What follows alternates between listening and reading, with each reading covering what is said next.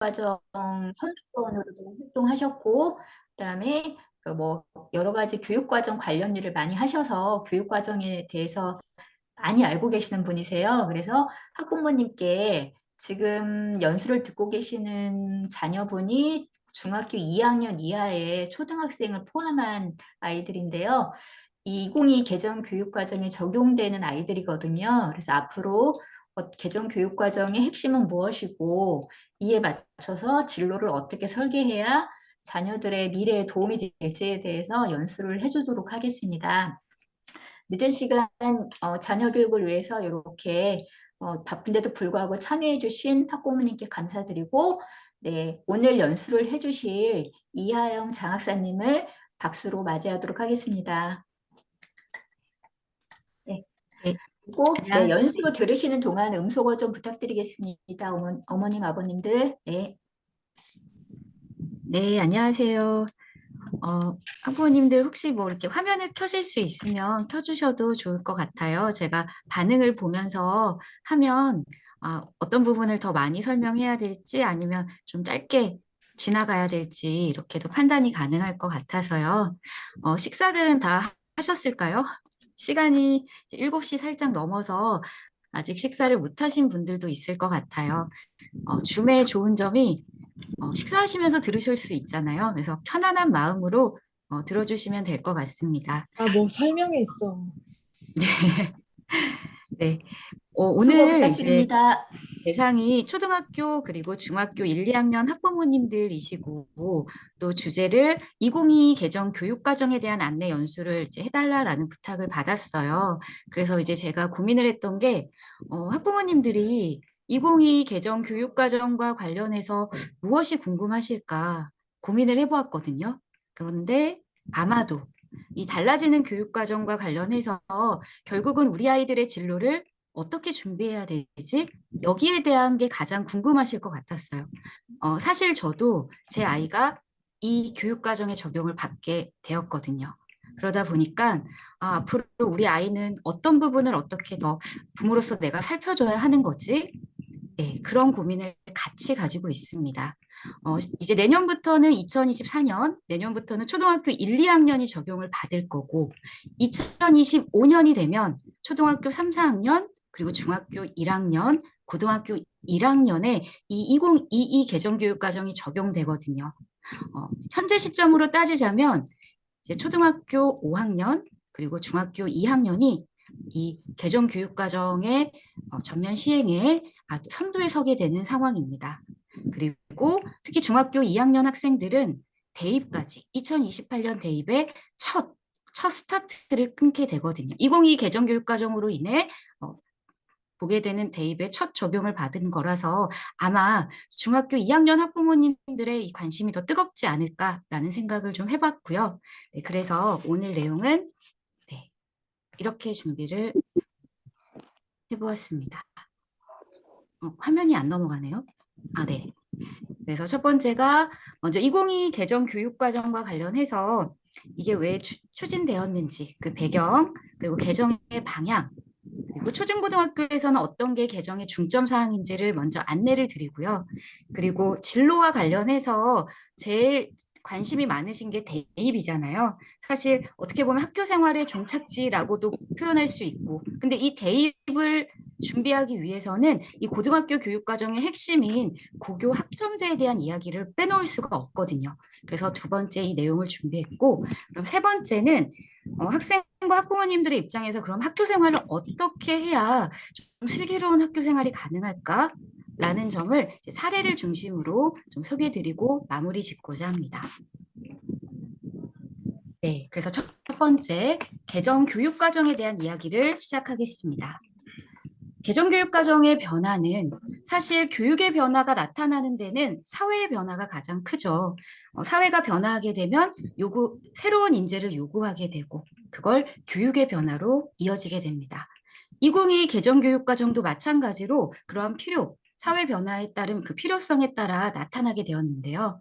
네, 먼저 첫 번째, 크게 세 가지 이유를 이야기하고 있습니다. 우리 사회가 지금 직면하고 있는 변화, 4차 산업혁명, 그리고 코로나19였죠. 이걸로 인해서 이제 예상되는 변화를 이렇게 얘기하고 있습니다. 2025년까지 제조업 노동력이 로봇으로 대체될 것으로 예측되고요. 미국 노동부 발표에 의하면 현재 중학교 1학년 학생의 65%는 지금 없는 새로운 직업에 종사하게 될 것이라고 합니다. 네, 저는 이게 되게 무겁게 받아들여졌어요. 어, 내가 우리 아이의 진로를 같이 고민을 하는 입장에서 내가 모르는 직업에 우리 아이가 종사를 해야 한다는 거를 딱 깨닫는 순간 어떤 부분을 어떻게 준비해야 될까? 되게 마음이 무거워졌었거든요. 네, 지금 우리가 같은 고민을 하고 있을 것 같습니다. 그리고 알파고와 이세돌의 바둑대전이 얼마 전이었던 것 같은데 그거를 뛰어넘는 새로운 인공지능, 최첨단 인공지능 챗 GPT가 등장을 했죠. 무엇이든 물어보세요. 요새 아이들은 무물보라고 얘기를 해요. 줄여서 무물보. 근데 그 무물보에 이 챗 GPT가 중심에 있게 되었습니다. 이제는 지금 우리 사회를 이렇게 표현할 수 있을 것 같아요. 인공지능에 의한 세상이 아닐까. 이게 불과 1년 전만 해도 혹은 5년 전만 해도 학부모님들은 이거를 상상하셨나요? 챗 GPT가 이제는 논문까지 써주는 시대가 된 거죠. 네. 저는 감히 상상하지 못했습니다. 이렇게 예측할 수 없는 변화, 정말 불확실성, 이런 복잡성 속에서 교육은 단순히 이제 변화라고 얘기하지 않습니다. 혁신이 필요하다라고 얘기를 하죠. 혁신이라고 하면 기존의, 그러니까 변화를 넘어서 기존의 관습이나 조직을 완전히 바꿔서 새롭게 하는 게 혁신이거든요. 이제 이 교육에 있어서 혁신이 필요하다라고 얘기하고 있고, 즉, 그렇다면 이러한 변화에 휩쓸리지 않을, 이러한 변화를 선도할 수 있는 새로운 인간상, 그리고 교육 체제가 모색돼야 된다라고 이야기합니다. 두 번째는 우리 대한민국이 가장 깊게 고민해야 되는 문제일 것 같아요. 네. 저도 아이가 한 명이거든요. 그래서 주변에서 많이 듣는 이야기 중에 하나가, 둘이 만났으면 둘은 나야 우리 사회가 유지가 되는데, 하나만 나서 되겠어? 이런 얘기 많이 하세요. 네. 뭐, 여러 가지 이유가 있겠지만, 어쨌든 저도 한 명으로 남편하고 결정을 했고, 근데 그러다 보니까 제 주변에서도 보면 한 명이거나 안 낳거나 이런 경우가 되게 많거든요. 결국 이 저출산이라고 하는 게 대한민국의 매우 심각한 문제이고요. 저출산은 교육에 있어서 결국 학령 인구의 감소로 이어지거든요. 근데 이 학령 인구의 감소는 결국 미래 사회의 생산활동 인구가 줄어든다라는 거죠. 그러다 보니까 이 줄어든 인구, 결국은 한 명 한 명 학생의 가치가 얼마나 소중해지는지, 네, 그 소중함이 매우 커졌다라고 볼 수 있는 거예요. 그래서 단 한 명의 아이도 놓칠 수 없는 거죠. 이 아이들이 가지고 있는 각자의 역량과 재능을 키워줄 수 있는 교육이 필요하다. 그래서 이제 학습자 맞춤형 교육이라는 이야기가 나오게 되었습니다. 토드 로즈라고 하는 하버드 대학원의 교수이자 신경과학 분야의 교육신경과학 분야의 최고 권위자이시거든요. 그분이 쓴 이 평균의 종말이라는 책이 있어요. 조금 두껍기는 한데 그래도 읽다 보면 내용이 좀 와닿는 부분이 많아서 잘 읽히더라고요. 한번 읽어보시면 좋을 것 같아요. 이 토드 로즈는 사실은 우리 지금의 교육의 지금 교육의 입장에서 봤을 때는 실패한 학생이었어요. 고등학교까지만 해도. 고등학교까지만 해도 그 당시의 교육체제로 평가를 했을 때 이 학생은 평균 이하였고, 그리고 ADHD라는 장애를 가지고 있는 학생이었던 거죠. 결국 이 학생은 고등학교에 적응하지 못하고 자퇴를 합니다. 하지만 이 책을 써서 지금 이런 최고의 권위자 위치까지 올라갔다는 거는 무언가가 있었다는 거죠. 그 무언가는, 네, 어, 이 토드 로즈가 가지고 있는 잠재력, 그리고 본인에게 맞는 학습법으로 그 맞춤형 학습을 했더니 결국 본인이 원하는 분야에서 최고의 권위자까지 갈 수 있었다라는 거예요. 여기서 이제 토드 로즈는 이렇게 얘기를 해요. 우리 사회는 평균의 허상에 빠져 있다. 과연 평균이라는 게 존재할까? 도대체 평균이라는 게 뭐지? 근데 우리는 평균이 존재한다라고 보고 줄 세우기를 한 다음에 평균을 잡고 거기에 끼워 맞추는 교육을 하고 있었던 거죠. 교육을, 교육의 아이들을 맞출 게 아니라 학생들에게 맞추는 교육이 필요한 건데 지금까지 우리 사회가 그렇지 못했고 그렇기 때문에 이렇게 도태되는 학생들, 소외되는 학생들이 많았다라고 하는 거죠. 그래서 커스터마이징, 그러니까 이런 맞춤형 교육이 정말 중요하고 그럴 때 이 학생 한 명 한 명의 가치를 살릴 수 있고 결국은 이게 우리가 미래를 살리는 길이다. 라고 이야기를 합니다. 그래서 학습자의 삶과 연계한 이런 교육, 맞춤형 교육으로 나아가야 된다라는 게 두 번째 추진 배경이었습니다. 네, 세 번째는 역량이라는 표현 정말 많이 들어보시죠? 네, 역량. 자, 제가 지금 준비한 이 그림, 혹시 아시는 분 계실까요? 이 그림에 대해서 한 번이라도 본 분이 있으실까요? 이거 되게 유명한 그림이거든요. 아시는 분 있으면 이렇게 말씀해 주셔도 됩니다. 네. 마음의 소리를 제가 들은 걸로 하고, 네. 이 그림은 2022년 9월에 콜로라도 주립 박람회 미술대회에서 디지털 아트 부분, 거기서 1위를 한 작품입니다. 되게 멋있죠. 제목은 스페이스 오페라 극장이에요. 네, 우주에 오페라 극장이 있다면 이런 모습이 있지 않을까라는 마음으로 그 그린 건데 이걸 누가 그렸냐면 게임 기획자인 제이스 M 앨런이라는 사람이 그렸어요. 근데 본인이 그렸다라고 얘기하지 않습니다. 이거는 AI를 통해서 그린 그림입니다. 미드전이라고 이제 그림을 그려주는 AI거든요. 나는 지금 오페라 극장을 그리고 싶어 라고 명령어를 주면 이 미드저니가 오페라 극장을 그려냅니다.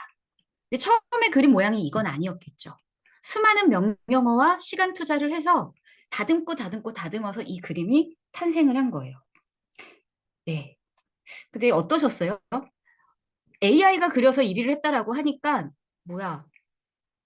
그걸 상을 주는 게 맞아? 이런 생각을 하신 부모님도 계실 것 같아요. 네. 그 당시도 똑같은 논란이 있었습니다. 그리고 혹시나 별거 아닌 대회에서 1위 한 거 아니야? 라고 생각하실 수 있을 것 같은데 아니고요.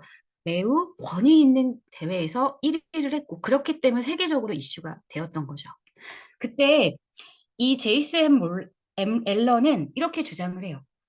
이거 나는 미디저니를 활용했다라는 걸 분명하게 명시를 했고 디지털 아트 부분에서 그리고 이 디지털 아트전은 디지털 기술을 활용하는 걸 허용하고 있고 나는 누군가를 속이거나 이렇게 숨겨서 한 게 아니라 미드저니를 활용해서 이런 걸 그렸다라고 규칙을 준수해서 정당하게 1위를 차지했다라고 주장을 합니다.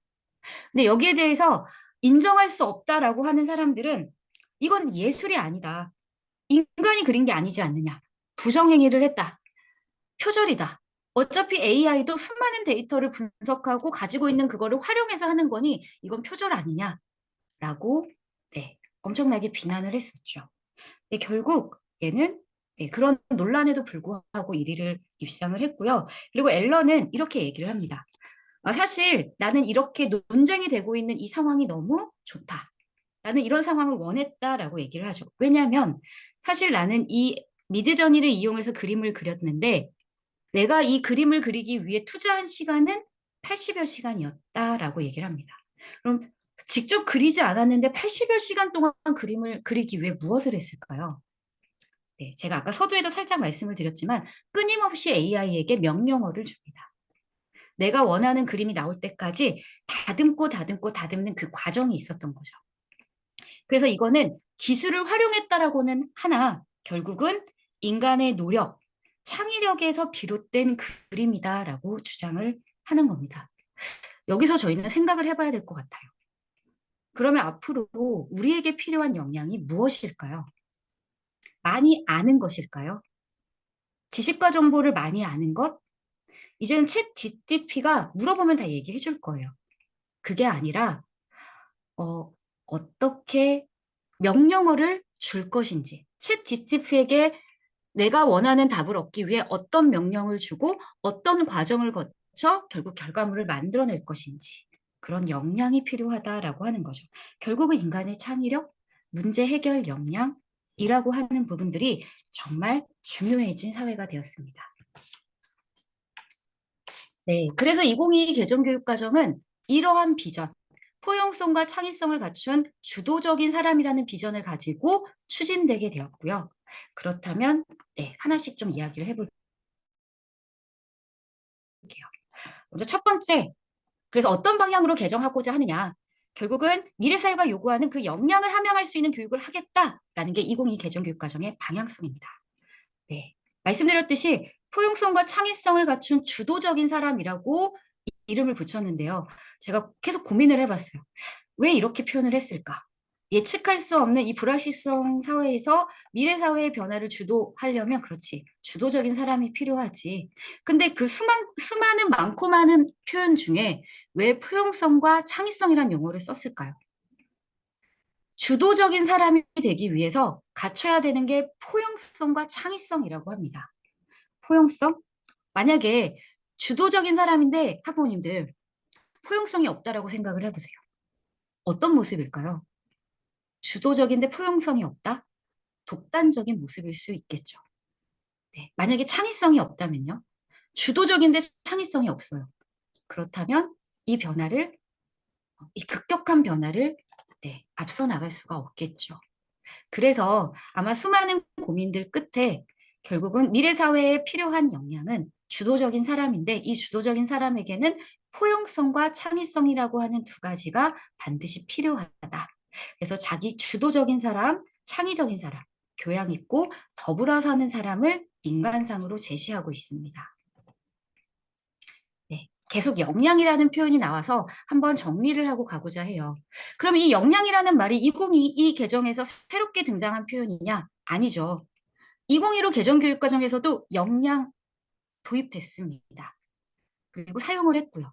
근데 2015 개정 교육과정은 이제 굳이 구분을 하자면 역량이 이렇게 좀 가미된 반영된 교육과정이었다라고 평한다면 2022 개정 교육과정은 이 역량을 완전 베이스로 한 기반으로 한 제대로 된 교육과정이다라고 이해하시면 될 것 같아요. 그렇다면 2015에서 말했던 역량은 조금 더 차별화하자면 그거는 이제 능력이었다라고 볼 수 있을 것 같아요. 그럼 능력이란 뭐냐? 결국 많이 아는 사람, 뭐 지식이 많은 사람. 그래서 우리는 그런 인재를 똑똑한 사람이라고 하죠. 내 전공에서 내 교과에서 많이 아는 사람. 네. 그렇다면 역량이라고 하는 2022 개정교육과정에서 말하는 역량은 즉 2015에서 말하는 그 똑똑함, 노잉이 아니라 이제 노잉이면서 두잉을 할 수 있는 거죠. 어떤 걸 해낼 수 있는 힘, 그게 역량이라고 표현을 합니다. 즉 똑똑하면서도 쓸모 있는 사람. 여기 자세히 보시면 인재의 뒤에 제자가 달라요. 한자어가 다르거든요.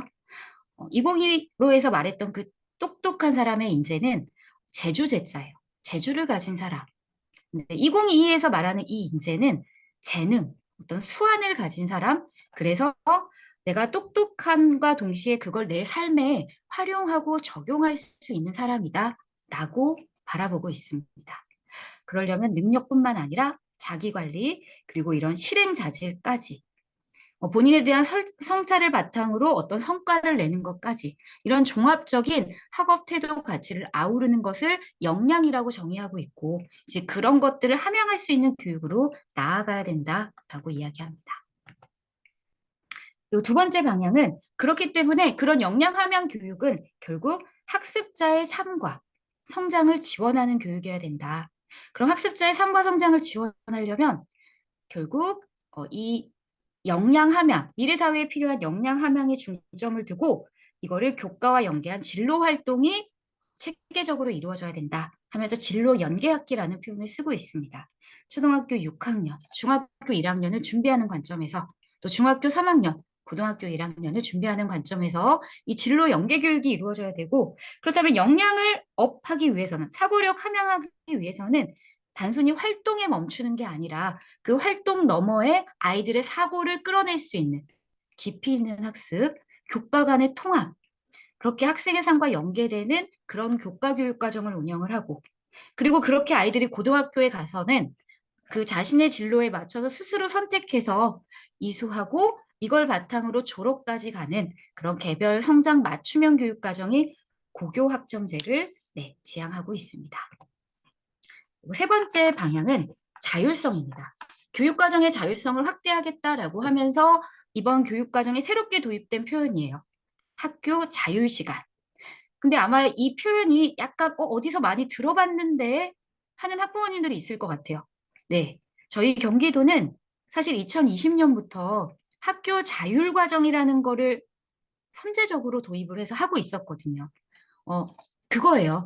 그냥 우리 경기도가 실제 시행했던 학교 자율과정이 이제 교육부에서는 개정교육과정에서 학교 자율시간이라는 명칭으로 정리가 된 겁니다. 그래서 이 학교 자율 시간은 그 지역과 연계해서 다양하고 특색 있는 교육과정을 운영하기 위해 학교에서 자율적으로 편성 운영할 수 있는 시간이에요. 어떻게 그럼 그 시간을 확보하느냐? 한 학기가 17주죠. 근데 그 17주에서 한 주를 빼서 그 한 주는 유연하게 학기별로 한 주는 교과 간 융합 수업을 하든 아니면 뭐 심화 보충형 수업을 하든 동아리 특색 활동을 하든 다양한 방식으로 이 한 주라고 하면 교과 시간으로 하면 30시간, 그리고 뭐 29시간, 그다음에 그 창체 시간으로 하면 3시간, 32시간을 자유롭게 자유 시간으로 확보해서 운영할 수 있는 거죠. 그럼 이때 고민은 학교는 우리 학교가 가지고 있는 환경, 그리고 학생들의 요구나 이런 특성을 잘 파악해서 우리 학교만의 좀 특색 있는 과목, 뭐 지역과 연계해서 특색 있는 과목을 운영하는 거에 대한 고민이 이제 되게 중요해졌어요. 네, 저희는 이제 경기도는 아무래도 학교 자율과정이라는 이름으로 먼저 준비를 했고 아마 안정적으로 이런 것들이 잘 추진되리라고 봅니다. 그다음에 네 번째는 그래서 이러한 교육 환경 변화에 적합한 교과 교육 과정을 개발하고 지원하는 거. 그래서 이제 계속 말했던 그 역량을 함양하는 교육 과정, 그리고 빅데이터 이런 AI를 활용한 맞춤형 교육. 이를 위해서 학교 교사 학부모 실교육청 교육부가 유기적으로 협력하고 업무를 분담하는 그런 것들이 매우 중요하다라는 것들을 2022 개정교육과정 총론에서 기술해주고 있습니다. 그러면 학교 급별로 그 핵심만 한번 살펴볼게요. 근데 초중고등학교가 공통적으로 갖는 건 두 가지예요. 제가 옆에다가 이렇게 적어놓은 맞춤형 교육이라는 표현과 학교별 자율화. 이 두 가지의 큰 흐름을 가지고 초중고가 중점 운영 사항들이 정리해서 발표가 되었거든요. 먼저 초등학교는 저학년 한글 획득, 결국은 기초학력이죠. 아이들이 문해력을 갖지 못하면 어떤 교과에서도 성취를 보이기가 어렵더라. 그래서 이제 문해력에 대한 거, 그리고 이제 안전, 또한 초등학교에서는 특히 신체 활동을 좀 적극적으로 하는, 그래서 몸과 마음이 함께 건강해지는 것들을 중점 사항으로 두고 있고, 이걸 위해 어떻게 맞춤형 교육을 하겠느냐. 그래서 입학 초기, 특히 초등학교 1학년 때 이런 한글을 깨칠 수 있도록 그런 부분들을 기초 학력을 갖출 수 있도록 지도하겠다. 그리고 초등학교 6학년의 진로 연계 학기를 운영하여 중학교 생활을 준비하고, 그리고 여기 이제 주목하실 점들은 정보 교육이 시수가 확대되는 것. 이거는 비단 초등학교만의 문제는 아니고요. 중학교 역시 네, 이런 4차 산업혁명 시대에 변화에 우리가 발맞추기 위해서는 정보 교육이 매우 중요하다라고 하여 이렇게 시수 확대가 명시적으로 네, 발표되었고요. 그리고 학교별 자율화, 학교 자율 시간을 활용해서 이제 초등학교도 살짝 이런 미니 과목, 선택 과목을 운영할 수 있다라고 합니다. 그래서 3학년에서 6학년 사이에 학년별로 2개 이내의 선택 과목을 운영할 수 있다. 그러면 총 8개의 과목을 학교가 운영할 수 있겠죠. 학교 특색에 맞게, 학생들의 또 수요나 이런 성향에 맞게 이런 것들을 할 수 있다라는 게 발표되었습니다. 그럼 중학교는 어떠하냐? 중학교는 이 시기에 가장 중요한 거는 적성과 미래에 대한 탐색이고 좀 즐겁게 아이들이 학습할 수 있어야 되지 않을까. 그래서 자유학기는 유지가 됩니다.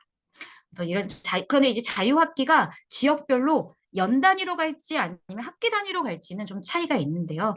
저희 경기도는 학기 단위로 가게 되었습니다. 그래서 중학교 1학년에 이런 주제 선택 활동, 진로 선택 활동을 하게 되어 있고요. 그리고 중학교 3학년에는 역시 고등학교 생활에 대한 준비로 진로 연계 교육.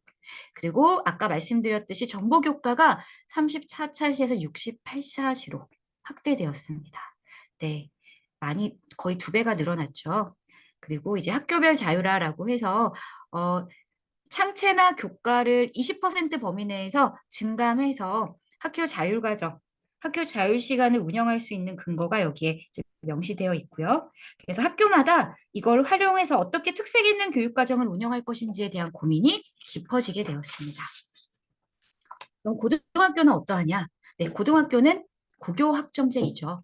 고교학점제가 없어지는 게 아닙니까? 이제 정권이 바뀌면서 이런 이야기가 있었지만 고교학점제는 유지가 되고요. 이 고교학점제가 어떻게 좀 더 학생 맞춤형 교육으로 구현될 것인지 거기에 대한 내용을 담고 있습니다. 그래서 선택 과목의 이수 기회를 확대, 학교에서 개설되지 않는 과목을 듣고 싶어 하는 아이는 다른 학교에서 혹은 지역사회 기관에서 그래서 학교 밖 교육도 이수를 인정해주는 학점으로 인정을 해주는 내용들이 여기 총론에서 명시되었고요.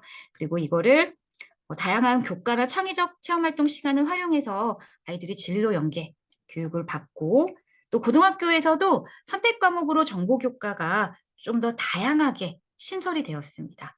네, 그래서 아이들이 이런 부분들을 더 많이 배울 수 있도록 네, 그렇게 맞춤형 교육을 준비하고 있고 그래서 학교별로도 이제 가장 큰 변화는 단위에서 학점으로 바뀐 거죠. 지금 고등학교 1학년 아이들부터 학점으로 바뀌었어요. 학점으로 바뀌면서 이렇게 필수 이수 학점이 94에서 84학점으로, 94단위에서 84학점으로 네, 10학점이 줄었죠. 그리고 자율선택 학점 이수 범위도 86단위에서 90학점으로. 이게 갖는 의미는 사실 필수 이수 학점이라고 하는 거는 국어, 영어, 수학, 한국사를 기초 교과라고 해요. 그리고 뭐 사탐, 과탐도 있죠. 그리고 예술체육교육도 있고 제2외국어 교양 교과가 있는데 각 교과마다 반드시 배워야 하는 학점이 있어요. 근데 그 학점이 예전에는 94단위로 좀 더 많았던 거예요. 근데 이거를 줄여줬다라는 걸 의미는 필수로 듣지 않는 나머지 이제 줄여준 그 10학점은 이 아이가 듣고 싶은 걸 보다 자유롭게 10학점을 좀 더 유연하게 아이가 원하는 걸 들을 수 있게 열어줬다라고 이해하시면 될 것 같아요. 네. 그래서 이제 아이들이 좀 더 자신의 진로에 맞춰서 선택할 수 있게끔 선택의 폭을 늘려주었다라고 이해하시면 될 것 같습니다. 그러면 이러한 변화가 언제 어떻게 적용이 되느냐?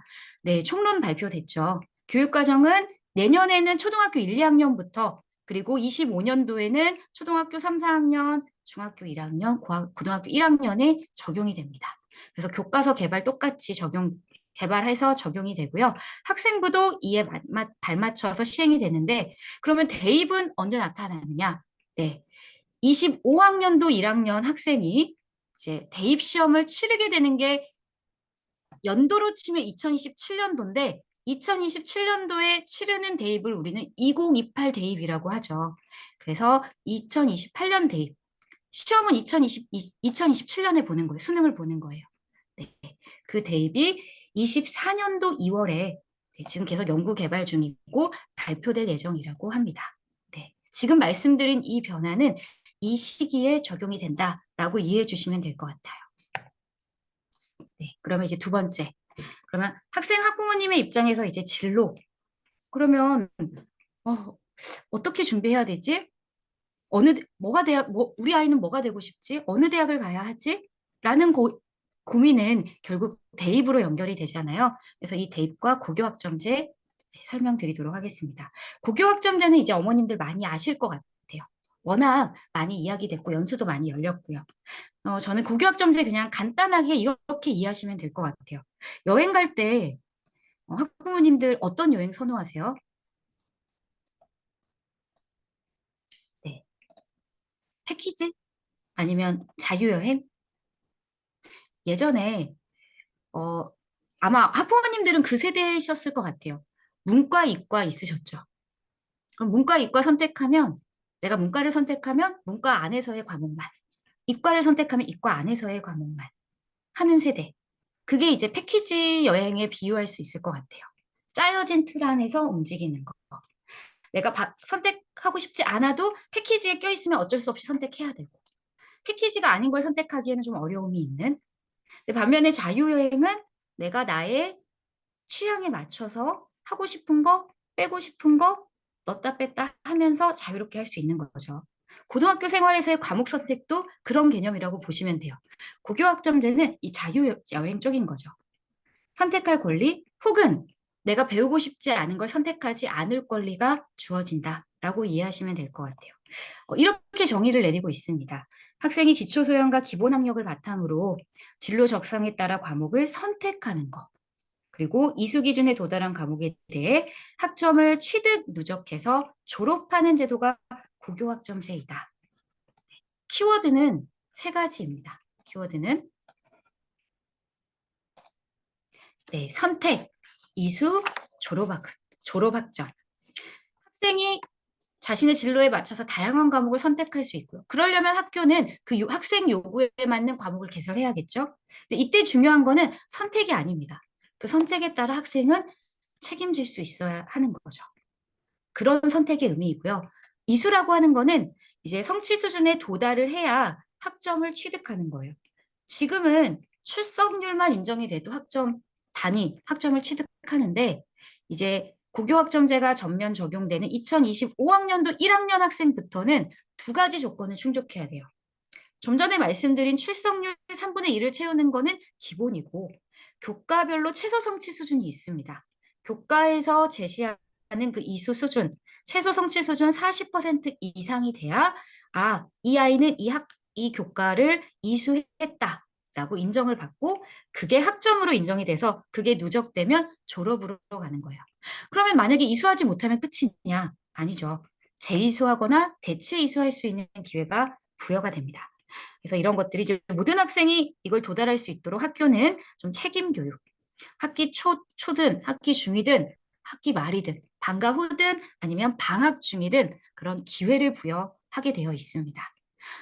그렇게 아이들이 학점이 누적이 되면 졸업이 되는 거고, 그래서 고교학점제는 이렇게 얘기를 합니다. 그렇게 받은 졸업장은 진정한 고등학교 수준의 학력 증명장이다. 라고 이야기를 하는 거죠. 그러면 이 고교학점제가 기존 학년제와 어떻게 다를까? 표로 한번 비교를 해봤어요. 기존의 학년제는 학교가 아이들에게 정해진 과정을 주는 메뉴판을 주고 그 안에서 제한된 선택을 하는 문과야 이과야 과정을 선택을 해. 그러면 그 과정 안에서 교과 선택까지 쭉 결정이 돼버리는 그런 게 이제 학년제였고 그래서 학급 중심으로 학급별 시간표 같은 반 아이들이 같은 시간표를 움직이는 체제였다면 고교학점제는 학생에게 과목 선택이 주어지니 이 학생이 자신의 진로에 맞춰서 다양한 과목을 선택하는 거예요. 그럼 그 과정에서 옆에 있는 짝꿍과 우리 반 아이들과 선택한 과목이 다를 수 있는 거죠. 그래서 아이들은 이동 수업, 내가 선택한 과목을 따라 이동 수업을 하게 되고 그러다 보니까 학급 시간표가 중요한 게 아니라 나의 개인 시간표가 중요해요. 지금도 예를 들면 고등학교 1학년은 약간 학년제처럼 선택 과목이 거의 없으니까요. 운영되고 있다면 고등학교 2, 3학년 아이들은 이렇게 본인의 선택에 따라 개인 시간표로 이동하고 있습니다. 특히 이제 저희 경기도교육청 같은 경기도는 이 고교학점제를 좀 서둘러서 앞서서 준비한다라고 하여 모든 학교가 고교학점제 이제 준비 학교로서 네, 이렇게 선택 과목을 좀 열어놓고 운영하고 있습니다. 네, 그래서 총 7단계를 거쳐서 학점제가 운영된다라고 해요. 지금 뭐 다양한 1단계 과목을 개설해서 학업 설계하고 그럼 아이들은 수강 신청해서 수강 신청한 과목을 듣고 그 과목에서 학생 평가가 이루어지고 네, 5단계까지예요. 지금 현재 우리 아이들이 이 고등학교에서 학점제를 적용하고 있는 실현되고 있는 거는 5단계까지이고요. 6단계 이수와 미이수 그리고 7단계 졸업은 2025학년도 1학년 아이들부터 적용이 됩니다. 근데 여기서 오해하시면 안 되는 게 2025학년도에 모든 게 적용된다? 그렇게 보시면 안 돼요. 왜냐하면 2025학년도 고등학교에는 1, 2, 3학년이 있잖아요. 2, 3학년은 2015 개정교육과정 적용받는 아이들이고 그 아이들은 고등학교에서 그런 이수, 미이수에 적용받지 않습니다. 25학년도에 1학년이 되는 그 고등학교, 지금 현재 중학교 2학년 학생들부터 같은 고등학교 생활을 하고 있지만 이 아이들만 이수, 미이수를 적용하게 되어 있어요. 그리고 그걸 바탕으로 학점을 누적해서 졸업까지 가게 되는 거고요. 네. 그게 이제 어떤 개념이냐면 약간 단계적 도입을 하는 상황에서 고등학교가 다 같은 커리큘럼으로 움직이지 않는다. 이렇게 봐주시면 될 것 같아요. 현재는 지금 2023학년도에 1학년, 고등학교 1학년 아이들도 192학점, 단위에서 학점으로 바뀌었고, 그래서 그 학점으로 지금 학교 생활을 하고 있는데 2, 3학년하고 다른 거 아시죠? 현재 고등학교 2학년, 3학년은 단위라는 이름으로 204단위를 배워요. 지금도 약간 다르죠. 하지만 공통점은 있어요. 이 1, 2, 3학년 아이들 다 2015 개정교육과정 적용받아요. 그런데 25년도에는 전면 시행이라고 말씀드렸잖아요. 네, 여기 표를 보시면 지금 현재 시점 23학년, 여기다 표를 제가 진하게 써야 되는데 여기다 해놨네요. 네, 23년도에 1학년 아이들은 192학점, 2, 3학년은 204단위. 하지만 이 아이들은 여전히 2015 개정교육과정에 적용을 받습니다. 그리고 내년이 되면 1, 2학년이 192학점으로 운영이 되고 3학년만 204단위. 그럼 뭐가 다르냐? 일단 단위에서 학점으로 바뀌었다라는 거 보이실 거고요. 그 다음에 줄었다는 거. 204에서 192로 줄었다. 네, 교과에서 6. 그 다음에 그래서 네, 12학점이 준 거잖아요. 교과에서 6, 창체에서 6이 줄어서 딱 이렇게 몸으로 체감하는 학부모님들의 변화는 우리 애가 좀 일찍 오네? 1학년에 갔는데 내 아이가 1학년에도 있고 2학년에도 있어요. 고등학교 1, 2학년에. 근데 2학년 아이보다 1학년인 내 자녀가 일주일에 2번도 일찍 오네? 이런 느낌을 받으실 수 있을 거예요. 근데 물론 지금 저희 경기도교육청에서는 아이들을 빨리 보내는 거를 얘기하지 않습니다. 그 2번에 6교시가 지금 2학년에 비해서 6교시가 2번이 더 있거든요. 7교시가 6교시로 바뀌었거든요. 근데 그 시간에 이 아이들을 위한 다양한 교육 활동을 통해서 아이들이 뭐 좀 보충 교육을 하든 심화 교육을 하든 아니면 본인의 진로와 관련해서 다양한 활동들을 할 수 있게끔 그 시간을 좀 의미 있게 운영해 주세요라고 안내가 된 상황이에요. 근데 어머님들이 그냥 쉽게 이해하시려면 어쨌든 6교시가 2번 더 생겼다. 그렇게 보시면 될 것 같아요. 그러던 게 이제 25년도가 되면 네, 드디어 교육과정이 바뀌죠. 25학년도 1학년 아이부터는 2022 개정교육과정이 적용이 되고 네, 그래서 이제 평가 방법도 달라집니다. 2015 개정에서는 진로 선택만 성취평가였어요. 즉 진로 선택 과목은 등급이 안 나왔어요. 공통하고 일반 선택은 등급이 나왔다면 25학년도 1학년 2022 개정교육과정을 적용받는 이 학생들은 모든 선택 과목이 등급이 나오지 않습니다. 성취평가이고요. 그러면 어떤 과목만 등급이 나올까요? 네, 공통 과목. 주로 1학년 때 배우는 국어, 영어, 수학 공통 과목만 등급이 나온다라고 발표가 났죠. 그리고 지금 내년 24년도까지는 우리가 이 아이들이 최소 성취 수준에 도달할 수 있도록 어쨌든 미도달 예방 교육을 해라. 책임 교육 차정에서 미도달 예방 교육을 해라라고 얘기하고 있고, 근데 이게 25년도가 되면 전과목 책임 교육으로 바뀌면서 미이수 예방 교육을 해라. 제가 방금 얘기했던 거의 차이점 이해하실 수 있을까요? 24년도까지는 미도달 예방 교육이고요. 25년도부터는 미이수 예방 교육이에요. 어떻게 다르냐? 24년도까지는 조금 더 느슨하다라고 보시면 돼요. 이거를 아이들이 이수하지 못했다, 안 했다 평가하지 않습니다. 다만 얘가 이 정도 수준이 안 되네. 애가 조금 더 노력하자. 그래서 미도달이 발생하지 않게끔 하자. 애쓰고 노력하는 차원이라고 보신다면 25년도부터는 이거를 평가하는 거예요. 그래서 너는 도달했구나, 도달하지 못했구나 라는 걸 판단을 내리고 도달하지 못하면 이걸 미수가 되었다라고 하고 미수가 되면 이 학생에게는 뭐 보충이수, 뭐 재이수 이런 기회들을 부여해서 이 아이들이 그거를 다시 보완할 수 있도록 그래서 이런 것들이 모여서 결국 학점이 되고 학점이 일정 수준 이상 되었을 때 졸업할 수 있다라고 하는 거죠. 이제 그게 25년도에 실시하게 됩니다.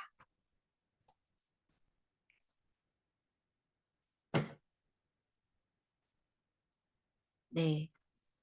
그리고 그래서 이제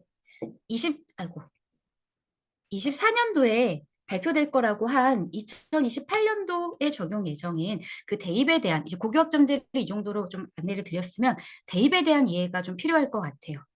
2024년도에 발표를 하겠지만 급격한 변화로 엄청난 혼란을 빠뜨리지는 않지 않을까라고 예측을 많은 사람들이 하고 있어요. 현재의 큰 틀을 유지하면서 좀 변화가 나타나지 않을까? 네. 그렇다면 현재 상황에 대한 면밀한 분석이 결국은 이 대입에 대한 대비를 하는 게 되겠죠. 현재 대입은 크게 두 가지입니다. 수시, 정시.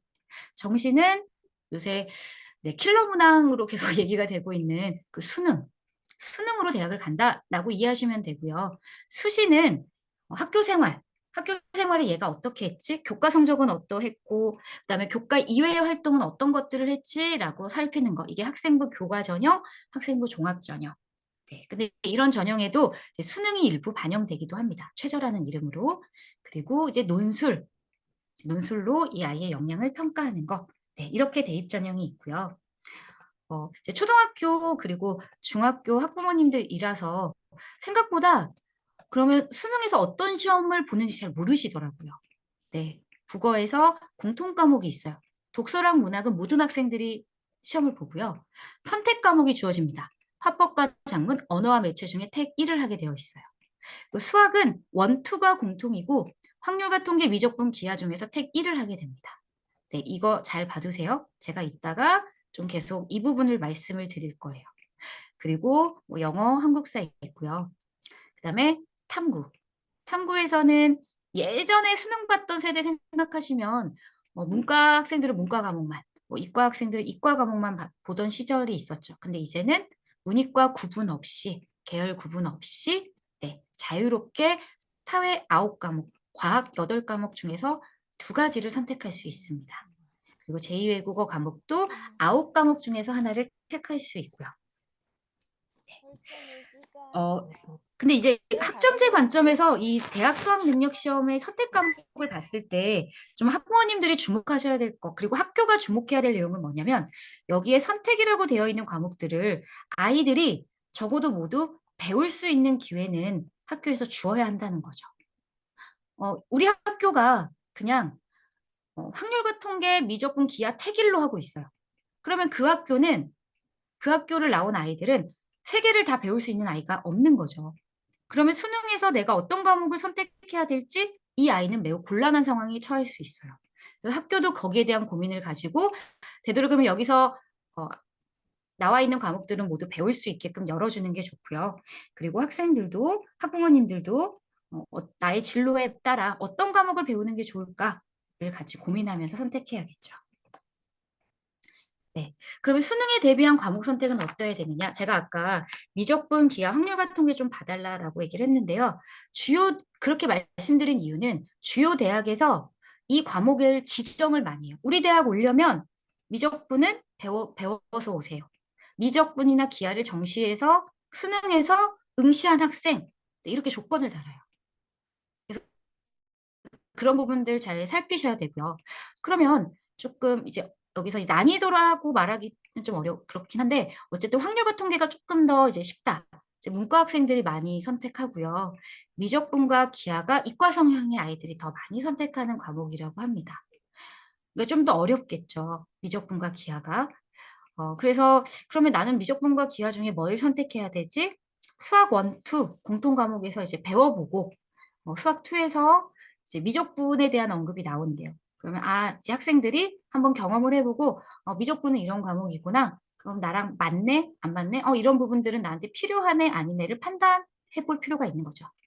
그럼 탐구는 어떻게 선택을 해야 될까? 또 탐구 과목도 대학마다 반영 방법이 달라요. 그리고 가장 좋은 거는 내가 잘 볼 수 있는 과목을 선택해야겠죠. 또 좋아하는 거랑 잘하는 게 다른 아이들이 있어요. 그게 딱 일치하면 너무 좋은데 그게 다른 아이들이 있거든요. 그러니까 이런 것들은 이제 문제를 풀어보고 하면서 좀 높은 원점수를 기대할 수 있는 정시에 한해서 지금 말씀드리는 거예요. 수능에 대비한 과목 선택을 한다면 좀 높은 원점수를 기대할 수 있는 과목을 선택하는 게 좋다. 네. 자신의 진로에 맞춰서 선택을 하는데 자 거기에 대해서 이따가 제 서울대에서 그 제시한 그 기준들이 있어서 그때 좀 더 자세히 설명드리도록 하겠습니다. 그러면 수시에서 가장 중요한 건 뭐냐? 바로 학교 생활 기록부죠.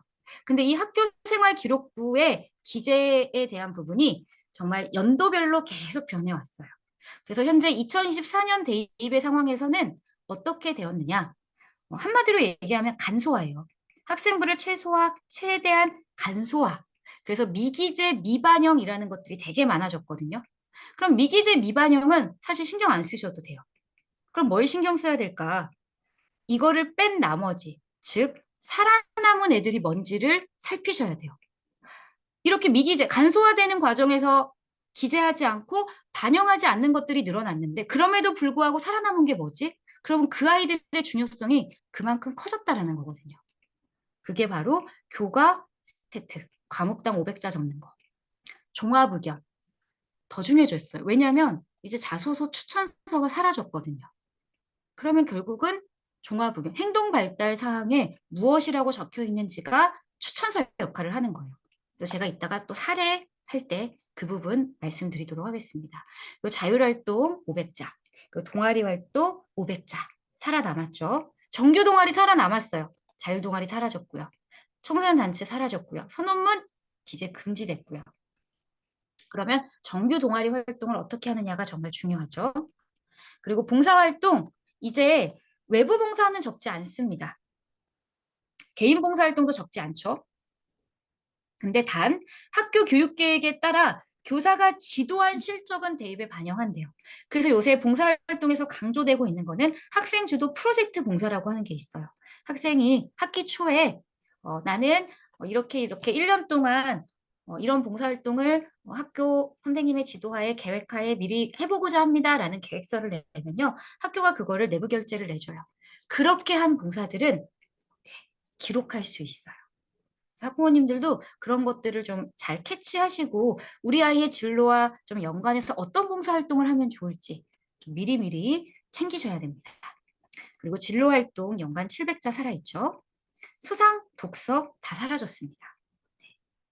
필요 없다라는 건 그러니까 이제 책 안 읽어도 돼요. 그건 아니죠. 그건 아니지만 어쨌든 대입 그 학생부 기재에서는 이제 반영하지 않는다라고 하는 거. 그러면 이 살아남은 부분들이 어떻게 쓰여져야 될까? 어떤 관점에서 평가를 하느냐? 크게 세 가지 관점이에요. 학업 역량, 공동체 역량, 진로 역량. 학업 역량이나 진로 역량이 주로 드러나는 부분은 교과목, 이 아이가 교과목을 무엇을 선택했는지, 그리고 거기서 얼만큼의 성취를 보였고, 그게 교과 세특에 뭐라고 적혀 있는지를 보면 학업 역량과 이 진로 역량은 많이 드러나요. 그럼 공동체 역량이라고 하는 건 어디서 많이 드러날까요? 네. 창체, 자율, 봉사, 동아리, 진로 활동. 이런 것들에서 아이는 어떤 역할을 했는지 500자, 700자 썼는 그 칸에 그런 내용들이 적혀 있거든요. 네. 그리고 행동 발달 상황에서 담임 선생님이 뭐라고 이 아이를 평하고 있는지 그런 부분들이 이 공동체 역량 이런 것들의 학생부에서 이제 드러나게 됩니다. 네. 근데 이제 이 학생부에서 평가 요소에서 교과와 비교과를 비교했을 때 어느 영역의 비중이 점점 커지고 있느냐라고 하면 교과 쪽의 비중이 더 커지고 있어요. 네, 교과에 여기 보시면 교과 성적, 이 교과가 이게 세 가지로 나뉘어 있는 거예요. 교과 성적은 어떠했으며 학생은 무엇을 선택했는지, 어떤 과목을 선택해서 들었는지, 그리고 어떤 교과 활동을 했는지 세부 능력 특기에 드러나겠죠. 네, 요만큼. 그리고 교과 외 활동. 학생부에서 아이들을 볼 때 이렇게 교과 영역에 포커스가 많이 맞춰졌다라는 거. 즉, 아이가 진로에 맞춰서 어떤 과목을 선택하고 어떻게 이수했는지 그 과정이 더욱 중요해졌다라고 합니다. 부담이 많이 커지죠. 아무래도 고교학점제 하에서 학생들의 선택권이 많이 넓어진 상황인데 그럼 무엇을 어떻게 선택을 해야 될까? 특히 이런 고민 많으실 거예요. 물리 중요한 것 같은데 이과 가려면. 근데 이거 애들이 잘 안 듣는데 수강자 수가 적으면 어, 성적이 잘 안 나올 것 같은데 그런 고민하시죠. 그래서 서울대가 거기에 대해서 이렇게 이야기하고 있습니다. 제가 서울대를 말씀드리는 거는 모든 아이들이 서울대를 가서 아니죠. 서울대가 발표한 기준이 다른 대학교가 그 대입의 방향을 정하는 기준이 되기 때문에 말씀드리는 거예요. 우리 아이가 서울대를 가지 않아도 서울대 입학 전형에 관심을 가져야 되는 이유인 거죠. 서울대학교에서는 학생부 종합 전형에서 이런 표현을 써요. 학업 저희 학생부 종합 전형은 여러분이 지니는 학업 능력의 우수성을 가장 중요한 평가 기준으로 삼습니다. 일단 학업 성적이 우수해야 됩니다. 라고 얘기를 하면서 근데 그게 끝이 아니에요. 선택한 과목의 세부적인 내용도 우리는 평가하고자 합니다. 왜냐? 왜 어떤 과목을 선택했느냐를 평가해야 되느냐. 어, 학생 여러분들이 고등학교 교육과정을 통해 익히는 역량은 대학에서 전공하고자 하는 학과의 교육과정을 성공적으로 이수하는 초석이기 때문입니다. 대학교의 이과, 공대 교수님들의 불만은 왜 공대를 그렇게 오고 싶다 하는 아이가 물리학을 안 듣고 오는 거죠? 기하와 미적분을 왜 안 듣고 오는 거죠? 저희 대학에서 전공 수업을 따라오기 너무너무 힘듭니다. 아이들이 이런 우리 대학의 교육과정을 이수하는데 너무 갖춰지지 않았습니다라는 불만이 되게 많으세요. 즉, 공대를 오려면 물리학 듣고 와. 물리학은 기본으로 듣고 와야 돼. 이런 말씀을 정말 많이 하시거든요. 근데 물리가 어렵고 성적이 안 나오고 그래서 아이들이 많이 기피를 해요. 내가 공대를 가고 싶어도. 근데 그러지 말라라는 얘기를 계속 강조하고 있습니다. 2025학년도 입학 전형에서도요. 수시에서 교과평가, 정시에서도 교과평가를 넣어요. 서울대는. 이렇게 정시에서도 넣고요.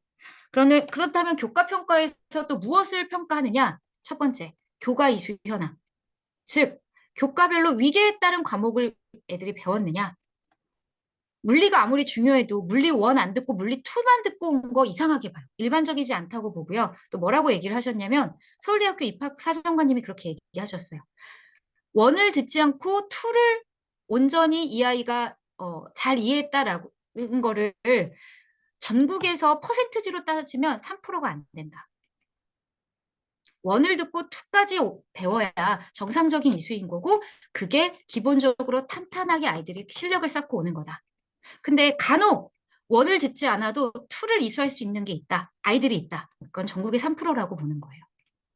그러니까 그만큼 위기에 따라서 과목을 선택하는 것도 강조하고 있고요. 그리고 진로와 적성에 맞게 선택하는 거 굉장히 중요하게 1번 교과 이수 현황을 보겠다라고 얘기하고 있습니다. 그리고 두 번째가 그 성적을 보겠다.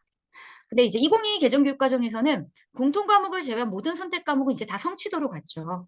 그래서 아이들이 좀 더 자유롭게 선택할 수 있는 거예요. 지금 2015 개정교육과정에서는 진로 선택을 뺀 나머지 과목들이 물리 1, 뭐 생명과학 1 이게 다 등급이 나오다 보니까 아이들이 선택에 좀 어려움을 겪었거든요. 근데 2022 개정에서는 그 모든 선택 과목이 다 등급이 사라집니다. 성취도로. 조금 더 그런 부분에서는 아이들이 자신감 있게 선택을 할 수 있겠죠. 그리고 세 번째가 교과 학업 수행 역량. 즉 세부 능력 특기 사항에 이 아이가 이 교과 활동에서 어떤 활동을 어떻게 얼마나 충실히 수행했는지 그 쓰여 있는 내용, 정성 평가 부분을 확인하겠다라고 합니다. 네. 그러면서 서울대는 네, 전공 연계 교과 이수 과목 안내라는 표현으로 핵심 권장 과목과 권장 과목을 제시를 했어요. 우리 학과에 와서 공부하기 위해서 반드시 이수하고 와야 해 하는 과목, 그걸 핵심 권장 과목이라고 하고요.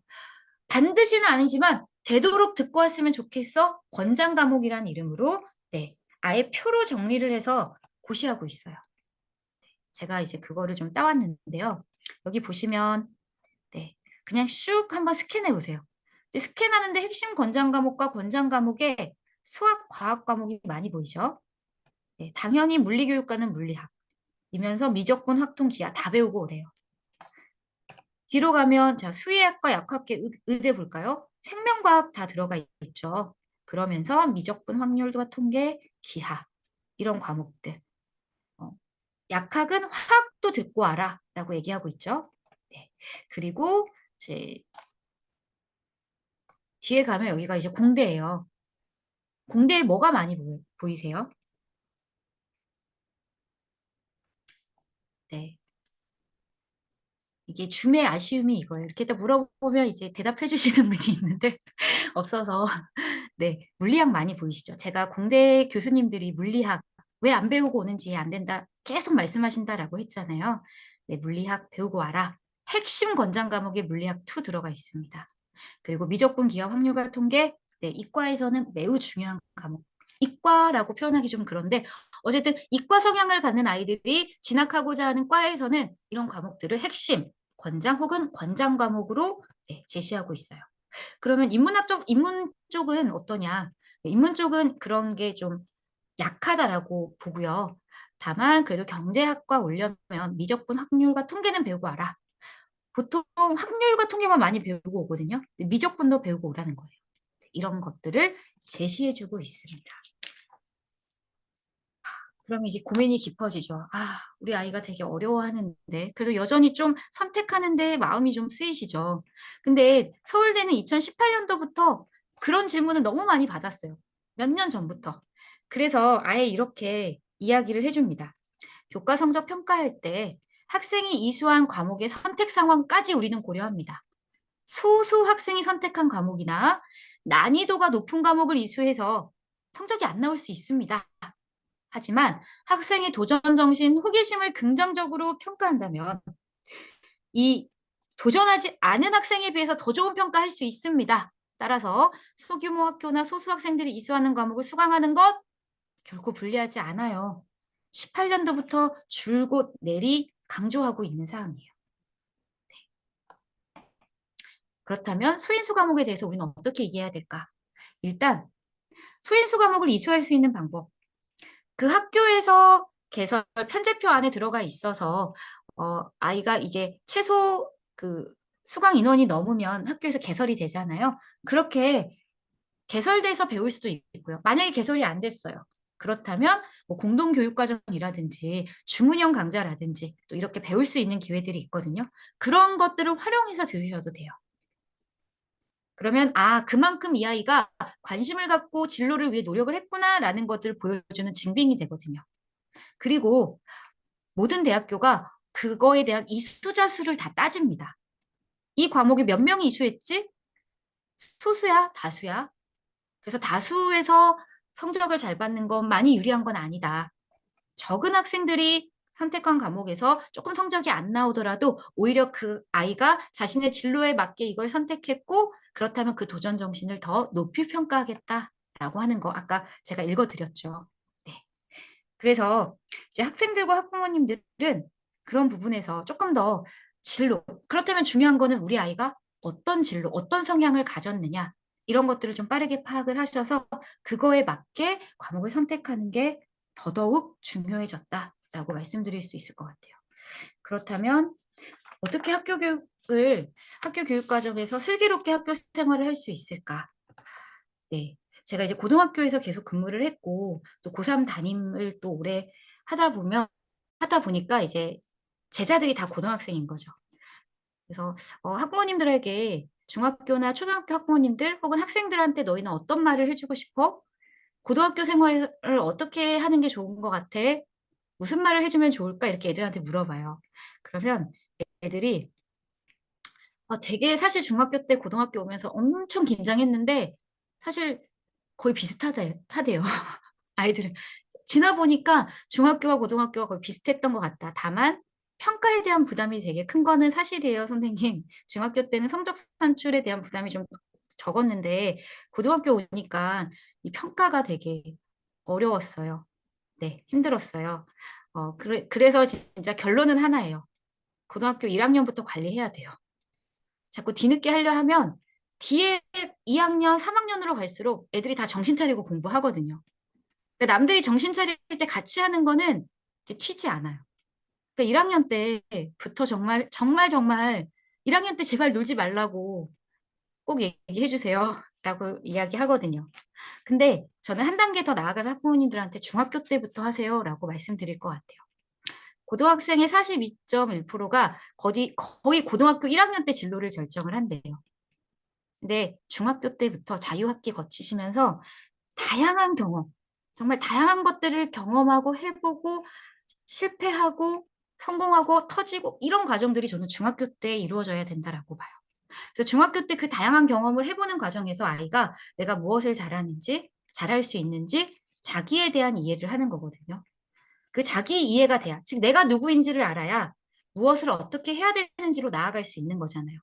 그 시작은 사실 중학교 때 정말 많이 해봐야 된다. 그리고 네, 이런 아주 좋은 사이트들이 있어요. 커리어넷, 워크넷 이런 데 들어가면 뭐 직업 적성 흥미 가치관 검사, 과목별 성취 흥미 검사, 그다음에 전공학과 관련된 내용 탐색, 네, 이런 정보들을 정말 많이 아주 잘 얻을 수 있거든요. 그런데 가서 아이들이 초등학교, 중학교 아이들에게 이런 거 한번 해보게 하세요. 해보고 아이가 그리고 어머님이 한번 같이 아이가 하고 나서 아이한테 그걸 해석하게 하면 안 되겠죠. 부모님이 같이 봐주세요. 그래서 아, 네가 이런 부분이 그래, 누구야? 너 그런 이런 성향 있잖아. 너 약간 계산하는 거 좋아하잖아. 어떤 거 보면 되게 분석하는 거 되게 관찰해서 이렇다 저렇다라고 너는 되게 분석하는 거 좋아하잖아. 그러면 그런 이야기를 계속 나누는 거예요. 그럼 이 아이가 아, 내가 그런가? 아, 내가 뭔가를 볼 때 되게 되게 이런 분석력이 있나? 관찰력이 있나? 사실 그거는 내가 깨달을 수도 있지만 주변에서 얘기해주고 같이 이렇게 이야기 나눴을 때 알게 되는 것들이 있거든요. 그러니까 이런 것들을 자녀분들에게 좀 해보게 하시고 같이 이야기를 나누면서 나는 어떤 사람인지에 대한 것들을 좀 아이가 스스로 알 수 있도록 인지하고 또 나는 그런 사람이다라는 걸 알고 생활할 수 있도록 좀 도와주실 필요가 있을 것 같아요. 그리고 나서 이제 이런 4차 산업혁명 그리고 예측 불가능한 이 사회에서 우리 아이가 어떤 삶을, 어떤 직업을 가지고 살아가야 될지를 이제 그렇게 같이 바라봐야 되는 거죠. 그리고 고교학점제에 대한 준비는 사실은 고등학교 1학년에 오잖아요. 이제 고등학교 생활에 대한 이야기를 좀 할 건데, 고등학교에 오면, 어, 모의고사가 1학년 때 4번이 있어요. 근데 3월에 첫 달에 모의고사를 봐요. 어머니들 이거 모르시는 분들도 꽤 많더라고요. 고등학교 3학년 3월 첫 달에 모의고사를 보는데 전과목을 보거든요. 근데 그 전과목의 출제 범위는 중학교예요. 중학교 교육과정이에요. 중학교 때 배웠던 거 아이들이 3월 달에 돼서 한번 모의고사로 어느 정도 수준인지를 가늠하는 게 있어요. 혹시 아이들이 엄마 저 시험 안 봤어요 하고 모의고사의 존재를 숨길 수도 있어요. 그래서 이제 알고 계셔야 돼요. 3월 달에, 고1 3월 달에 중학교 때 배웠던 거 전 과목에 대한 평가를 한다. 그러니까 어머님도 관심을 가지셔야죠. 그리고 아이랑 또 그런 부분에 대한 대비도 하셔야 되고요. 그리고 6월, 9월, 12월에 또 있습니다. 6월, 9월, 12월에 세 번의 모의고사가 치러지는데 이건 고등학교 교육과정이에요. 고등학교 교육과정에 이제 아이들이 처음으로 이제 6월 달에 고등학교 내용으로 시험을 보고요. 그게 9월 그리고 12월에 있습니다. 그래서 이런 것들은 사실 내신하고 또 모의고사가 약간 다르다라고도 느껴지잖아요. 내신은 선생님이 가르쳐 준 거 그 범위 안에서라면 조금 더 모의고사는 폭넓게 좀 더 바운더리가 너무 넓게 나오잖아요. 그러면 이제 모의고사를 보면서 아, 얘가 내신 성적이 더 잘 나오는지 모의고사 성적이 더 잘 나오는지도 확인해 보셔야 돼요. 이게 이 아이가 정시가 유리한지 수시가 유리한지를 또 판단할 수 있는 근거거든요. 그런 것도 살피셔야 되고, 그럼 고등학교 생활을 어떻게 해? 어떤 것들이 고등학교 가면 이렇게 많이 바뀌느냐? 고등학교는 그래도 중학교보다 살짝 이른 등교, 그리고 수업 시간이 5분 늘어나죠. 5분 별거 아닐 수 있는데 커요. 한 35분이 늘어나거든요. 그래서 아이들이 이제 5교시가 없어진다라는 거에 되게 절망하고요. 이제 5교시가 없어요. 6, 7교시로만 구성된 시간표를 받게 돼요. 그리고 수업이 5분이 늘어나고요. 되게 큰 거예요. 그러니까 거기에 대한 각오가 필요하고 특히 아까 미적분, 확률, 통계와 같이 수학, 중학교에서 가장 난이도가 확 높아지는 게 수학이라고 하거든요. 중학교 대비. 그래서 좀 가능하다면 수학 과목 같은 경우는 중학교 3학년 겨울방학 때 미리미리 좀 공부해보는 것, 그것도 필요하다라고 봅니다. 그리고 모의고사도 5시간 40분 동안 모의고사를 봐요.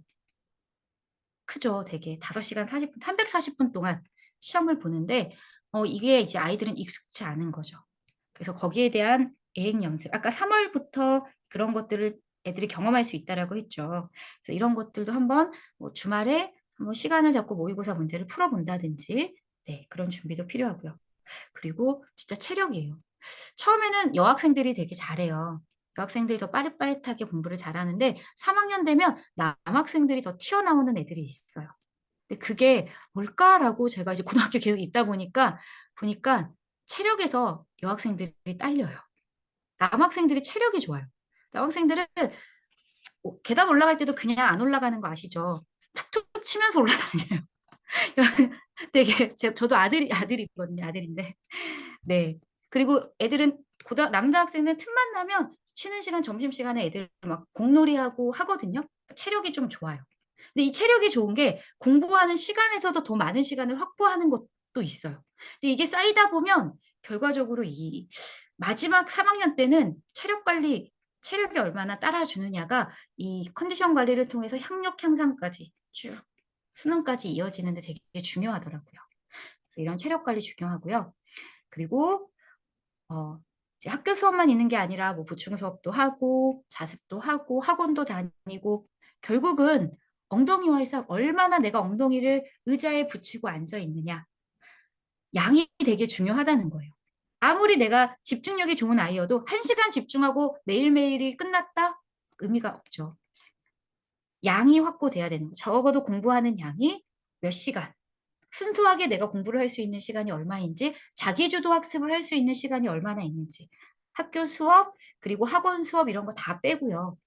순수하게 내가 자기 주도로 할 수 있는 그런 자습 시간도 확보가 돼야 돼요. 그런 양적인 확보. 이거 엉덩이와의 싸움 중요하고, 어, 학교에서 하고 있는 다양한 활동들에 적극적으로 참여하는 거. 학교가 정말 많은 활동들을 하고 있거든요. 각 부서별로 교육과정부, 뭐 인문사회부, 자연과학부, 예체능부 그 학과 그 부서별로 다양한 활동들이 펼쳐져 있는데 이런 것들에 애들이 일단은 참여하게 하세요. 무엇이든. 그 모든 많은 활동에 참여하는 게 입학사정관들은 뭐라고 보냐면 적극적이다라고 봐요. 의미 없다라고 보실 수 있는데 뭐 필요한 것만 참여할 수도 있겠죠. 근데 진로가 정확하지 않은 아이들이 있어요. 그렇다면 일단은 다양한 활동들에 적극적으로 참여하는 게 고등학교에서는 되게 중요하다. 그런 것들이 다 기록으로 남거든요. 그래서 고등학교에서는 이런 중요한 거는 목표가 수립되면 가장 좋고 하고 싶은 거. 이제 그거에 맞춰서 이제 동아리, 자율, 봉사, 진로 활동을 이렇게 쭉 일관성 있게 끌고 가는 거. 그리고 방학을 잘 활용하는 거.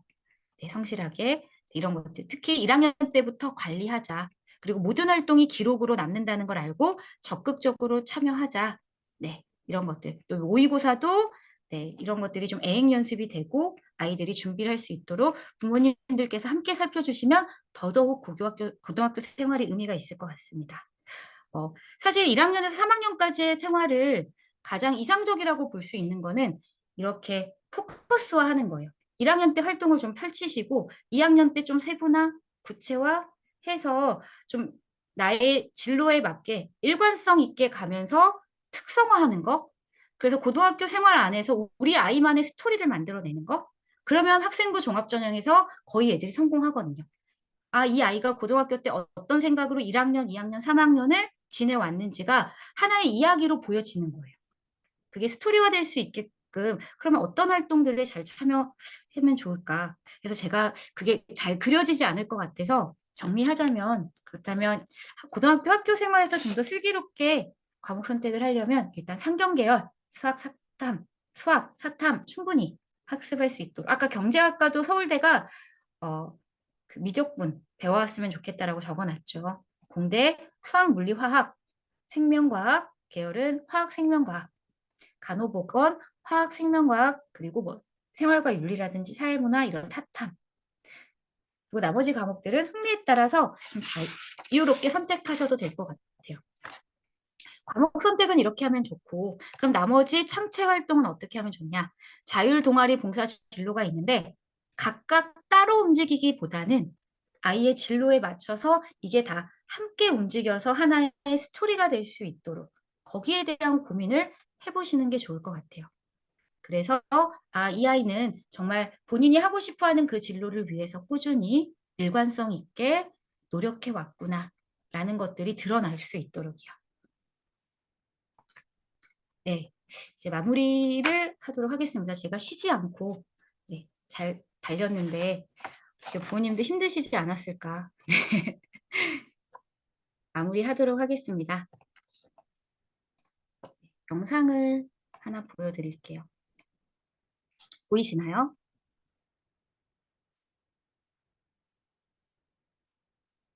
네. 마트에서 줄 설 때이죠. 보이세요? 로딩이 안 되고 있는 것 같아요, 장수님. 네, 잠시만요.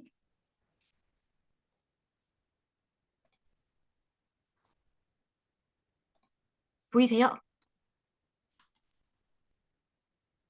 네, 네네네. 다시 처음부터 보겠습니다. 네, 지금 마트에서 줄을 서고 있는 상황이에요.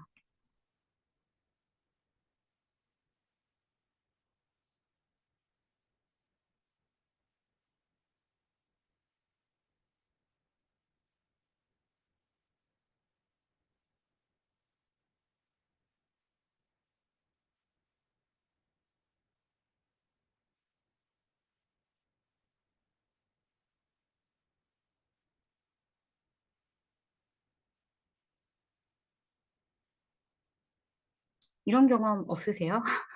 어느 쪽이 더 빨리 빠지는지 막 비교하면서 갈피를 못 잡고 우왕좌왕하다가 결국 네, 제일 늦게 내가 원했던 결과를 얻지 못하는 상황. 사실 처음에 볼 때는 되게 웃겼거든요. 근데 웃겼는데 어, 네, 교사이다 보니까 어느 순간 이게 아이들의 모습으로 저는 좀 비쳤어요. 우리 애들이 이러거든요. 되게 많이 방황하거든요. 갈피를 못 잡고, 아, 이게 맞는가? 이 길이 옳은 것인지, 저 길이 옳은 것인지 계속 고민하고 방황하다가, 네, 절망감에 빠지죠. 어떤 어머님이 아, 하고 되게 슬픈, 네, 눈물을 보여주셨는데, 어, 그래서 저도 마음이 되게 좀 아팠어요. 저걸 보면서, 아, 나는 그렇다면 우리 아이들에게 어떤 것, 저렇게 갈팡질팡하는 아이들에게 무엇이 필요할까? 어떤 것들을 해줘야 될까? 이제 거기에 대한 고민이 들었었거든요. 근데 부모님들도 같은 마음이실 것 같아요. 우리 아이가 저렇게 헤매일 때 무엇을 해줄 수 있을까? 하지만 부모님이 해줄 수 있는 거에는 한계가 있죠. 네, 2025년 학점제가 전면 도입될 거고 거기에 2022 개정교육과정까지 적용이 되는데 만약 지금 중학교 2학년 학생의 학부모님이라면 정말 안개 속을 거닐고 있는 것처럼 답답하실 것 같아요.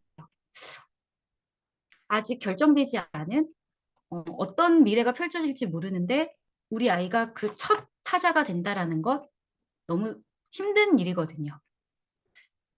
그렇다면 이거를 어떻게 해나가야 될까? 네. 그래서 이제 저희가 이제 학교에서 선생님들하고 계속 얘기하는 부분이에요. 편하지만 의미 없는 교육이 아니라 좀 불편하더라도 어렵고 힘들더라도 우리가 의미 있는 교육을 계속 만들어 가야 된다. 그리고 이게 학생들에게 학부모님들에게 저렇게 방황하지 않도록 좀 선택을 하면서도 그게 의미 있는 이 아이가 성장하고 앞으로 살아갈 미래에 힘이 될 수 있는 교육을 만들어야 되지 않을까? 항상 선생님들이 그 부분을 고민하시고 또 열정적으로 지원하려고 해요. 근데 그 과정에서 분명 학생, 아까 선택에 책임이 따른다라고 했죠. 그냥 선택만 하는 게 아니라 학부모님들도 아이들이 선택하는데 그건 너의 선택이고 네가 책임져야 돼 라고 말씀을 해주실지 모르나 그 책임지는 과정에 선택하는 과정에 함께 하셔야 됩니다. 오늘도 아마 그래서 이 늦은 시간임에도 불구하고 앉아서 이 강의를 듣고 계시는 거잖아요. 네. 그래서 제가 마지막으로 이 들레즈의 제안으로 마무리 짓고자 합니다. 프랑스의 철학자예요. 우리는 나처럼 해봐 라고 말하는 사람 곁에서는 아무것도 배울 수 없다. 오로지 나와 함께 해보자라고 말하는 사람만이 우리의 스승이 될 수 있다. 오늘 강의 들으시면서 보고 듣고 느끼고 깨달으신 부분이 있을 것 같아요. 그럼 아이한테 이렇게 해, 이렇게 해야 된대 라고만 얘기하지 마시고요. 우리 어떻게 할까? 누구야, 이러이러한 변화가 있대. 그러면 엄마랑 같이 한번, 혹은 아빠랑 같이 한번 이런 거 한번 찾아보자. 너 이런 것도 같이 한번 해볼까? 엄마가 한번 옆에서 지켜봐 줄게. 엄마가 같이, 어, 네가 힘들면 엄마가 함께 손잡아 줄 수 있어. 그리고 꼭 잘해야 하는 건 아니야. 괜찮아. 괜찮아라는 말씀을 좀 많이 해주셨으면 좋겠어요. 아이들이 되게 많이 불안해 하거든요. 난 잘하고 있을까? 아닌가? 이게 맞나? 아까 그 마트에서처럼 방황할 때, 아이, 너 또 그럴 줄 알았어. 네가 그렇지 뭐. 그런 말에 아이들은 되게 많이 무너져요. 근데 별거 아니지만 괜찮아. 그럴 수도 있지. 엄마도 그랬어. 다 그래. 너만 그러는 거 아니야. 근데 중요한 거는 여기서 끝이라고 생각하지 않는 거. 그럼에도 불구하고 한 번 더 네가 도전해보는 거. 오늘 실패했지. 근데 내일까지 실패라는 건 없잖아. 그렇게 얘기해 주실 수 있는 부모님이었으면 좋겠어요. 적어도 오늘 이렇게 강의를 늦게까지 듣는 어머님, 부모님들이라면 아마 충분히 같이 하실 수 있는 분들일 거라고 믿습니다. 그리고 학교에, 그리고 교육청에 늘 좀 신뢰를 많이 보내주셨으면 좋겠어요. 선생님들이 되게 열심히 하려고 하는 분들이 정말 많아요. 정말 많고, 뭐 주말에도, 그 다음에 방학 때도 엄청 연수 열심히 들으시고, 네, 준비하시고. 근데 그럴 때도 학부모님들이, 아, 선생님 고생 많으시죠. 네, 마찬가지예요. 아마 선생님들도 학부모님한테 똑같이 가야 될 거예요. 아, 어머님, 누구 때문에 마음고생 많으시죠? 저도 더 살피겠습니다. 네. 그럴 때 어머님들도, 아, 선생님, 감사합니다. 저도 학교 생활 열심히 할 수 있도록 선생님 믿고 아이가 따를 수 있도록 계속 격려하겠습니다. 라는 이야기들을 서로 주고받는다면, 네. 모두가 서로의 스승이 되고 함께 이뤄낼 수 있을 거라고, 네, 저는 생각을 합니다. 네, 감사합니다. 장학사님, 여기 채팅창에 질문 몇 개가 올라와 있거든요. 답변 가능한 거 있으시면 하시고, 많이 올랐네요. 제가 못 봤어요. 아, 에이.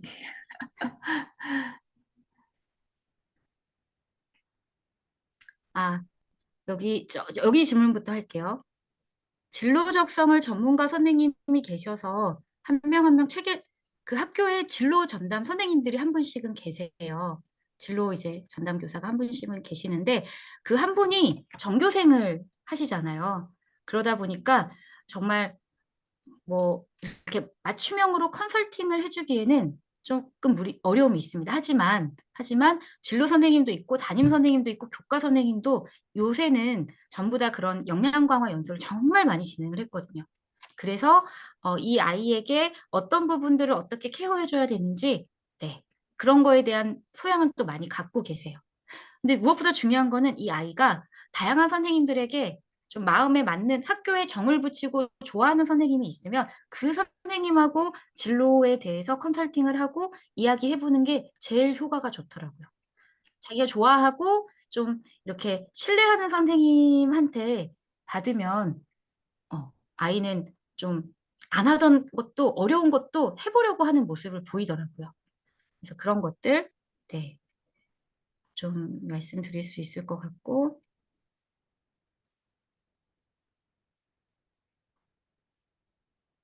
네. 그 중고등학교에서도 끊임없이 이런 진로 특강, 그다음에 뭐 내에서도 그런 다양한 진로 교육 프로그램들이 있어요. 이런 것들로 검사도 하고 진단도 하고 또 그거를 또 외부에서 선생님들을 모시고 컨설팅을 받는 자리도 많이 마련을 하거든요. 또 그런 걸로 예산 지원도 많이 하고 있고요. 하지만 그냥 거기에만 맡기실 게 아니라 학생과 학부모님이 중요한 거는 스스로 계속 끊임없이 대화를 나누고 하면서 그 방향을 잡는 거. 나에 대한 이해를 계속하면서 그 방향을 잡는 것도 중요할 것 같아요. 이동 수업에서 본인이 원하는 과목 이수를 못하는 경우 인원이 꽉 차서 대학교, 예, 예, 인원이 꽉 생각하신 차, 것 같아요. 예, 인원이 꽉 차서 이수를 못한다? 인원수에 제한을 두지는 요새는 않거든요. 예, 그렇지는 않아요. 예, 네, 걱정 안 하셔도 될 것 같아요. 네. 웬만하면 이제 원하는 과목을 다 수강할 수 있게 해주고, 그거에 따라 반을 편성하기 때문에, 뭐, 대학교처럼 막 컷되고 하는 일은 고등학교에는 현재까지는 없습니다. 네. 그리고 강의 자료는